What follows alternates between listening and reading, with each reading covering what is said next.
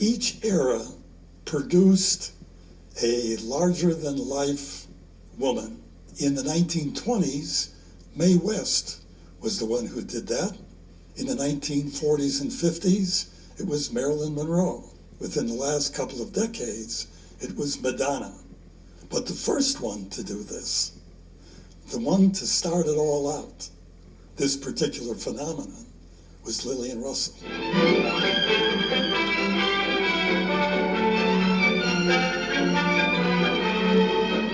Lillian Russell, born Helen Leonard, invented herself as something fresh and new.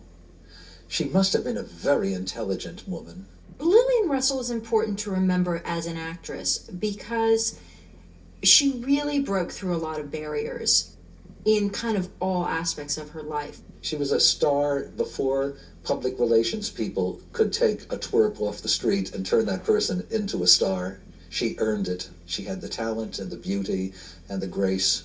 Women looked at Lillian, and Lillian was their ideal. She didn't feel particularly hampered by gender restrictions. I think she felt that she was a person who was very much in control of her life, and from all evidence, she really was. She was a kind of an idol, I should think, to young women who thought, well, gosh, if Helen Leonard from the Midwest can transform herself into Lillian Russell, I've got a chance. Lillian Russell was a woman of tremendous appetites, both in her personal life with men, with food, with jewelry, with fashion, but she also had tremendous appetite on stage. She had a voracious imagination and interest in all kinds of parts and all facets of performance, from music to acting to vaudeville to opera to drama, I mean, all of it. She took it all on.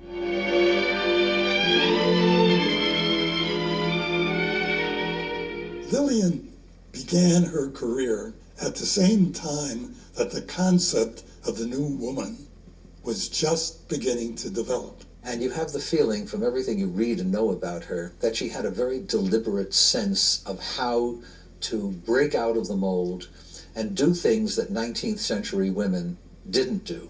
People are moving away from the Victorian world in which things were far more focused on self-control toward one in which people are more concerned about the cultivation of personality and self-expression. And people like Lillian Russell were models for that. She had pioneered that. You had women interested in cosmetics for the first time. You had magazines that were now being devoted to women. They had better accessories in the home. They had changes in their fashion. Women simply had more time to engage in those kinds of activities. Of course, a certain class of women. When Lillian became a star, she would promote the idea that women would come to the theater on their own to see her. Lillian, early on, was a risk taker. She didn't need anybody to fight for her. She knew very well how to fight for herself. She was not a shrinking violet, as many 19th century women were compelled to be because of the tenor of the times. Adore, I'm so in love with you. Helen Louise Leonard, sometimes called Nellie, was born in December of 1861. She was the fourth of 5 girls. Her mother was an ardent supporter of women's rights, and a very vocal one. Cynthia believed that her children needed a rigid training, a very moral training. Helen would sometimes agree with her mother and go along with her mother's wishes, and sometimes she would balk. Cynthia was quite musical. Now, Helen also got a musical background. By the time she was 11, she was singing in various recitals. By the time she was 14, she was singing in concerts at some of Chicago's main halls. And at that time, Cynthia said, Helen has got a great voice. She's got to be an opera singer. He's stamping out the vintage where the grapes of wrath are stored. In 1878, Helen was 17. Cynthia had since joined Susan B. Anthony in the beginning of the suffrage movement and decided that she would best be furthering her career by going to New York City. As the mother of 5 girls, I am naturally interested in seeing women take their proper place in world events. Cynthia took Helen and her younger sister Susan and left home. Cynthia became very active in the movements. The 19th century suffrage movement had been much more focused on this idea of equality. The first wave of women's suffrage really comes out of the abolitionist movement. Early on in Lillian's career, Cynthia even ran for the mayor of New York, in which she got a total of 137 votes. But the fact is that she ran, and she ran against men. He'd now leave the girl with the strawberry curls, and the band played on. Bravo, bravo! I am a Tony Pastor. Tony Pastor was famed in New York for discovering performers. He found them everywhere. And among the many people that he discovered, of course, was Lillian Russell. She became Lillian Russell at Tony Pastor's, and overnight was a sensation. As an artist and a woman, she's very important for other performers. She was really a groundbreaker on the American stage for how a great artist, a great female artist, really came in and made a spot for herself. It was Tony that got her to seriously consider the training of her voice and her stage presence. She studied voice with Leopold Damrosch, who was one of the great musicians of the time in America. And we're told that she had a splendid near-operatic voice, and she knew how to package herself in a way that women weren't expected to do in the 19th century. As an artist, she really began to understand what worked for her and how she wanted to be seen and perceived by the public, and how she wanted to perform, and how she wanted to basically go about her career. Cynthia was very outspoken when Lillian began her career because she did not like what was said in the newspapers about Lillian. The San Francisco papers talked about her wearing tights on stage and smoking in public. Cynthia was enraged by the immoral behavior of her daughter. Lillian never denied any of those things. Really, what happened between Lillian and Cynthia was the development of a love-hate relationship. Cynthia ultimately became very proud of Lillian and her career and how popular she became. Ooh, lovebird. Her personal life, however, that proved to be a problem. Lillian married 4 times. The first time when she was 18, the last time when she was 51. Her career was always first. She had stage door Johnnies at her beck and call from the time she started at Tony Pastor's and throughout her whole career. Lillian Russell. Yes, I know, Miss Russell. Lillian Russell. Men who wanted to meet her, who wanted to be with her. Her first husband was when she was 18 years old, and she married basically to get out of the house. Lillian met Harry Braham, with whom several months later she found herself to be pregnant. She and Harry went out and eloped, and Cynthia was so enraged that she swore never to speak to them again. And she didn't for many months until the child came. She didn't speak to Helen and Harry, but she spoke to the child and to the nanny that was taking care of the child. Very soon after giving birth, she was under contract, so she had to go back to work. He came home one day, and the nurse had accidentally stuck the baby with a diaper pin, and the baby went into shock. He tried in vain to save the baby. They called the doctor came, but the baby died. Harry was inconsolable for weeks and could not function. 2 days after the baby died, Lillian went back to work.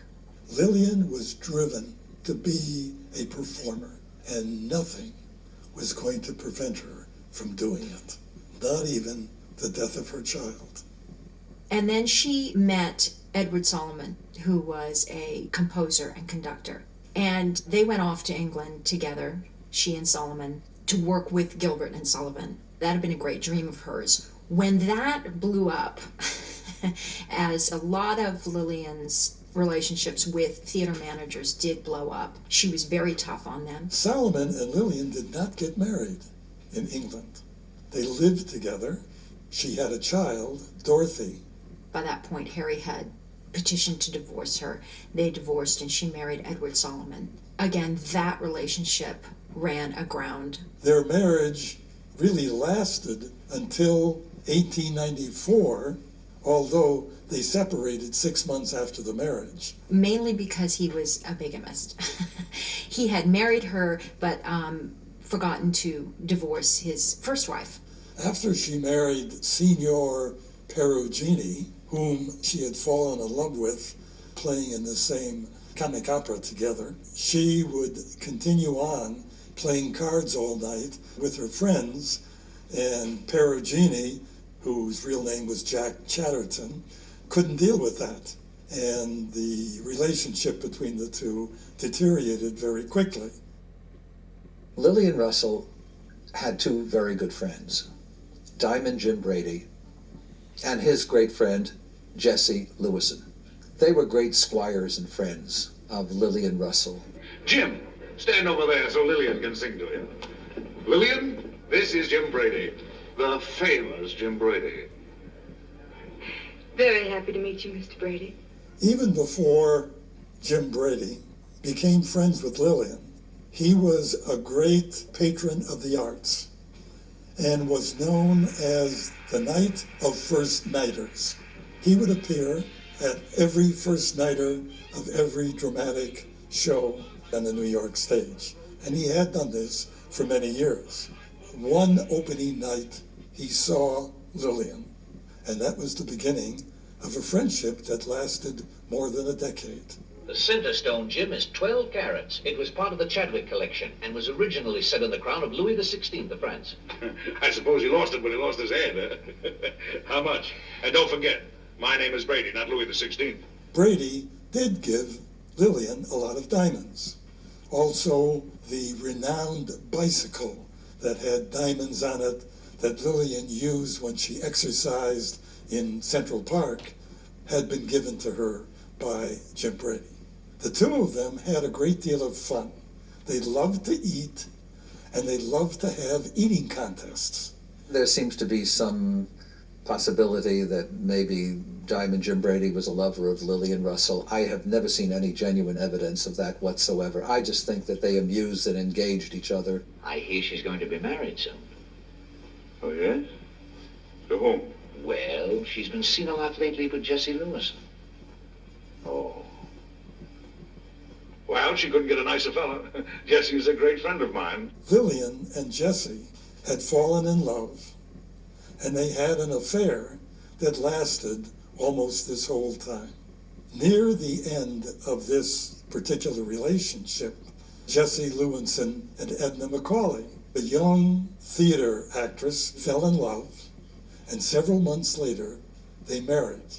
Lillian did not know about the marriage until she read about it in a newspaper. In a very elegant fashion, she wrote a very nice letter to them both, wishing them well and saying that anything that she could do for them in the future, she would do. Although later on in her life, she said that Jesse was the real love of her life.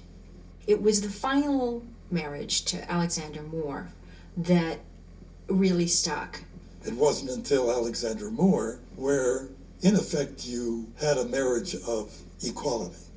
Lillian had done everything I think she really wanted to do as a performer.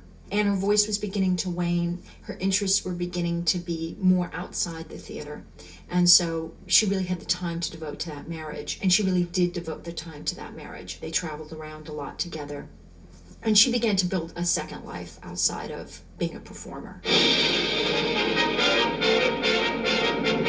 By the time Lillian Russell joined Weber and Fields, she was a well-established star and a great beauty and sang very well. Joe Weber and Lou Fields play themselves, thank God, in the movie of Lillian Russell. Joe, give me a kid. Listen to that reception Lillian Russell is giving. You know, I think this is the best show I've ever done. You've ever done? Yeah. Who are you now? The both of us? I hired Lillian Russell. You hired her? Yeah, I hired her. Why, when I told you her salary, you paid it. Yes, and when I came to, I told you to hire her. You told me to offer her 50% less than what she wanted. Well, you did, didn't you? Sure. And for that, she added $500 a week to her original salary. Sure, that's because she was smart. No, that's because you were dumb. That was the first time that she really thoroughly enjoyed her role on stage. And that was, interestingly enough, not as a singer, although she did sing, but as a comedian. Now, at first, it was tough for her, because when they got out on the stage and they started performing some of their satires and they started telling jokes, Lillian kind of broke up laughing. Well, what Weber and Fields did was to incorporate her behavior into the shows. So when she broke up laughing, the rest of them started doing it, and then they started ad-libbing. Well, Lillian just fit into this. I think it takes a certain native intelligence to be a convincing comedian. It's much harder to be funny than it is to be serious. And Lillian Russell certainly pulled it off extremely well. Lillian had no interest in the suffrage movement until her mother died. Afterwards, however, she now takes on one of her mother's crusades and works very hard on its behalf. Lillian Russell starts to work for the suffragette movement in 1910, as do a lot of other actresses of her stature. Before that, the suffragette movement was controversial. Towards the 1910s and then on, it becomes more fashionable. She lived what the suffragettes were actually fighting for. She was already living it, as were many of the star actresses of that time. Lillian Russell would have been an incredibly appealing figure to the suffrage movement in the early 20th century because she was so exemplary of this Anglo-American ideal of beauty, blue eyes, flowing blonde hair. She's Columbia herself. She's everything that people like to think of as the best of American womanhood. Lillian was very active during the First World War in selling Liberty bonds and in entertaining the troops, from which she was made an honorary sergeant by the U.S. Marines, the only person in history that had received this kind of an honor. When Harding received the nomination for the presidency, she went out and stumped for Harding. After Harding became president, one of the big issues in Harding's early days was the issue of immigration. Harding asked Lillian, as a special ambassador, to go to Europe and to study the immigration problem and to come back with recommendations to give to he and Congress. Well, she went, and she spent 6 weeks there. At that time, she recommended that there be no immigration from Europe for 5 years. That kind of thinking that was widely shared by Americans at the time, the sort of anti-immigrant, xenophobic tendencies become codified in the 1924 immigration law. Interestingly enough, Congress passed such a law. When she died, she was a major American figure, not just a glamorous former star of 30 years earlier. She was a prominent figure. Indeed, she was not a victim of her times.